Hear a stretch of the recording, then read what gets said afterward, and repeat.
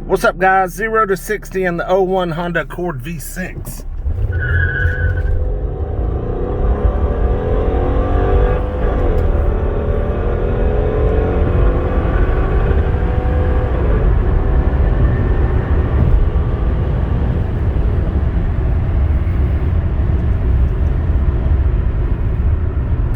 She runs better with the check engine light on and the traction control light on. No kidding. I don't know what it is, but when the traction control light is not on, the car has hesitation during initial acceleration. Not real sure if it has something to do with the module going bad or something, but anyway.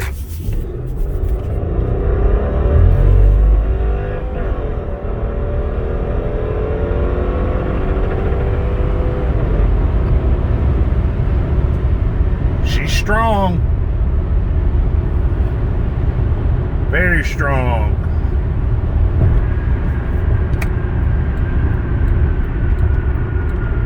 Not bad for 280,000 miles. Not bad at all. Y'all have a great day. Like, comment, subscribe. Peace.